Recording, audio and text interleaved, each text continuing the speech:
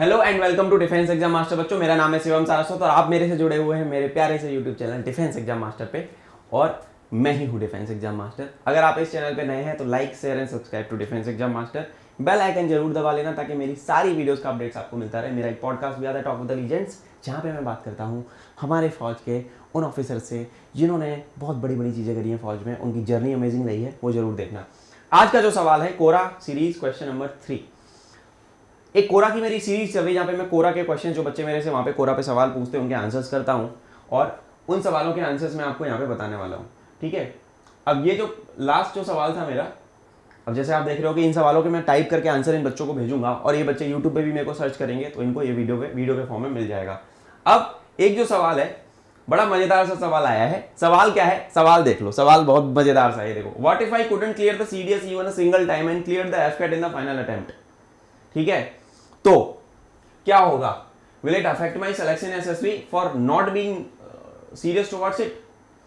इस बच्चे ने जो सवाल पूछा है ना भाई, इस सवाल का आंसर मैं करता हूं कि क्या बोल रहा है। What if I couldn't clear CDS even a single time and cleared AFCAT in the final attempt, will it affect my selection in SSB for me not being serious towards it?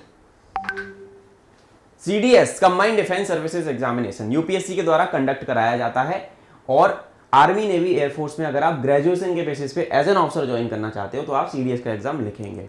Permanent commission है air force academy में, Indian military academy में और Indian naval academy में। Indian naval academy अगर आप CDS के माध्यम से ज्वाइन करना चाहते हैं तो आपके पास बीटेक की डिग्री होनी चाहिए। आईआईएम में अगर आप ज्वाइन करना चाहते हैं तो आपके पास कोई भी ग्रेजुएशन की डिग्री चल जाएगी। और एयरफोर्स अकेडमी अगर आप ज्वाइन करना चाहते हैं तो आपके पास, क्योंकि एएफए जो फ्लाइंग वो है सीडीएस के माध्यम से फ्लाइंग की एंट्री है और उसमें एएफए फ्लाइंग में सीडीएस से 32 सीटें होती हैं। AFA is flying entry in CDS and 32 सीटें होती हैं जो कि है परमानेंट कमीशन फ्लाइंग की, पीसी फ्लाइंग। ठीक है, जो कि पायलट्स होते हैं एयरफोर्स के। तो ये तो हो गई एक चीज।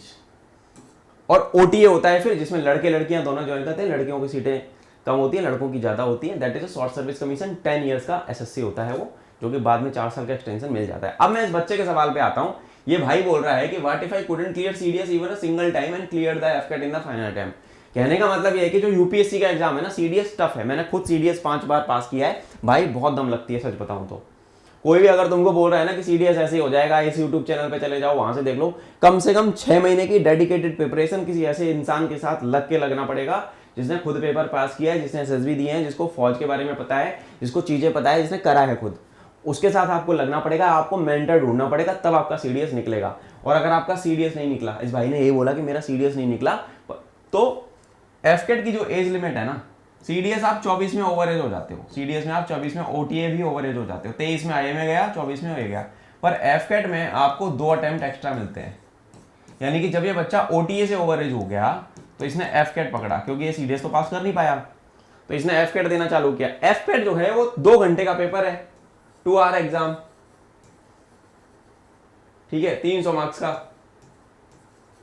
मैंने खुद एफकेट 8 बार निकाला। आप सोचो 5 बार सीडीएस, 8 बार एफकेट, तुम्हारे गुरुजी ने पास कर लिया। एफकेट में नींद से उठ के भी जाता था ना तो भी मैं पास कर लेता था। मैंने भाई करी है बीटेक।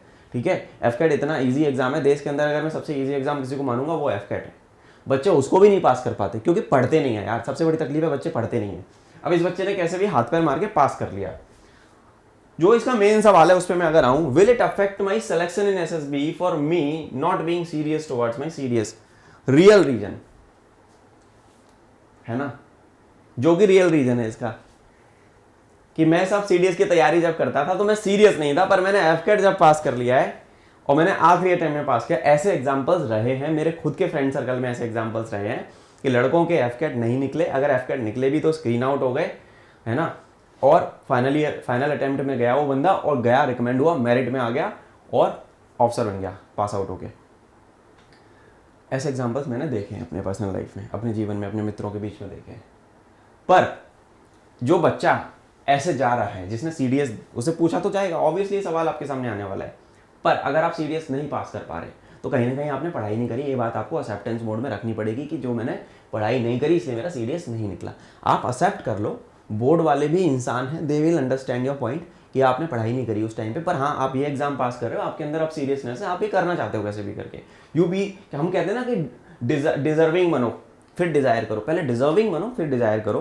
तो आपने एग्जाम पास कर लिया है, तो आप इस क्वेश्चन का आंसर ढूंढ लेना कि आपने पढ़ाई क्यों नहीं करी थी, आप उसको लॉजिकली जस्टिफाई कर दोगे तो सब सॉर्टेड है, आपका सिलेक्शन हो जाएगा एसएसबी में, कोई प्रॉब्लम नहीं है।